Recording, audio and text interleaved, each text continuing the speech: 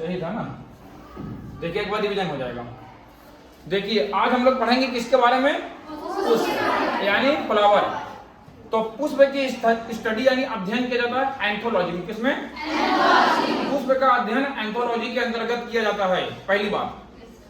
फिर पुष्प के कितने भाग होते हैं? 4। फ्लावर के 4 भाग होते हैं। पहला भाग है दलपुंज, दूसरा बाह्य दल, तीसरा पुंज। 4 भाग होगा, ठीक। अब जो दलपुंज होगा ये हमेशा होगा क्या होगा?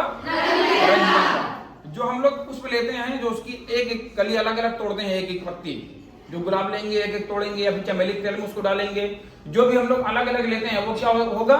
हमेशा दलपुंज होगा। क्या होगा? दलपुंज। और जब पुष्प खिला नहीं होता क्या होता है?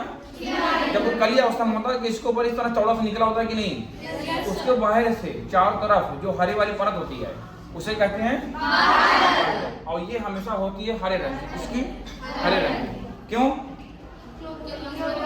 क्लोरोफिल के लिए प्रकाश संश्लेषण हो पाए, इसलिए वो हरे रंग की होगी और उसको भोजन मिलता रहेगा। तो बाह्य दल हमेशा हरे रंग का होगा, दलपुंज हमेशा रंगीन होगा। समझ आ गया? अब और एक चीज है, हमने जो अभी बताया था आप लोगों को कि जो रात में खिलने वाले पुष्प होते हैं वो हमेशा खुशबूदार होते हैं, खुशबू में बहुत ज्यादा होती है। और दिन में खिलने वाले पुष्प की खुशबू कम होती है। यानी रात में खिलने वाले पुष्प की खुशबू ज्यादा होगी, दिन वाले की कम। ऐसा क्यों? क्योंकि रात में वो लोगों को या फिर भौरे को आकर्षित करेगा अपने खुशबू के द्वारा। किसके द्वारा? खुशबू के द्वारा, क्योंकि दिखेगा नहीं खूबसूरती। और दिन में अपने खूबसूरती यानी अपने रंग बिरंगे रूप के द्वारा लोगों को आकर्षित करेगा।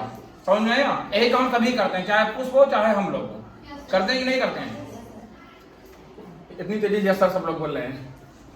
अगला क्या है? जयांग। जयांग है, इसको कहते हैं फीमेल भाग, स्त्री केसर यानी फीमेल भाग। अब पा से पुमांग, पा से पुरुष यानी मेल भाग। अब स्त्री केसर में होते हैं 3 भाग। कितने भाग? 3 भाग। यहाँ देखिए, पहले देख लीजिएगा, ये हमारा पुष्प था। ये पुष्प की क्या थी? वृंद थी, जिसको हम लोग डंडी पकड़ के जिसको पकड़ के कहीं लेके जाएंगे इधर उधर। समझ आया? वो हो गया। फिर उसके ऊपर वाला हिस्सा क्या है? पुष्पासन, जिस पर पुष्प आराम करता है। आसन मतलब होता है सिंहासन, जिस पर बैठ के वो विराजमान होता है, आराम करता है। जिस तरह विष्णु जी किसके ऊपर बैठे रहते हैं? शेषनाग के ऊपर। उसी तरह इसका आसन कौन है? पुष्पासन है। अब ये जो हिस्सा है इसे कहते हैं बाह्य दल। जो हमने बताया कली होने के बाद खिल के नीचे आ जाता है, हिस्सा नीचे आ जाएगा। ये चारों तरफ से इस तरह रहेगा। अब ये वाला हिस्सा था दलपुंज। क्या था? दलपुंज, जो रंग बिरंगा था। और ये हिस्सा अभी हम दिखा रहे हैं क्या है आगे। अब जयांग में होते हैं 3 हिस्से। कितने? 3 हिस्से। देखिए, एक होगा वर्तिकाग्र, एक वर्तिका। तो वर्तिकाग्र जो होगा एकदम ऊपर वाला होगा। क्या होगा? ऊपर वाला हिस्सा। और वर्तिका होगा थोड़ा बीच वाला हिस्सा। इसी को इंग्लिश में कहते हैं स्टाइल। क्या कहते हैं? स्टाइल। ये स्टाइल होता है, ये होता है स्टिग्मा, ये होता है ओवेरी यानी अंडाशय। क्योंकि चौड़ी जरूरत है इसलिए चौड़ा है। और जिस तरह कमर पतली होती है उसी तरह ये पतला है। और ये क्या है? वर्तिका। समझ में आ गया? आए नहीं? अब देखिएगा, ये जो पुष्पासन है हमारा, यहीं से पुष्प इस तरह निकले हुए हैं। इसे इसका क्या नाम है? तंतु। और इस पूरे हिस्से का क्या नाम है? नहीं, पूरे हिस्से का पुमंग। पुमंग के भी 3 हिस्से हैं, तंतु, परागकोश, परागण। तो लंबा वाला जो हिस्सा ऐसे कहेंगे तंतु। ये होगा परागकोश। अंदर जो दाना होगा उसे कहेंगे परागकण। इतना हो गया कि नहीं हो गया? किसी को कोई समस्या यहाँ तक? नहीं। अब इस परागकण का इस वर्तिका के ऊपर आना ही कहलाएगा क्या कहलाएगा? देखो, इस परागकण का वर्तिका के ऊपर आना कहलाएगा परागण। क्या कहलाएगा? परागण। पॉलिनेशन। क्या कहलाएगा?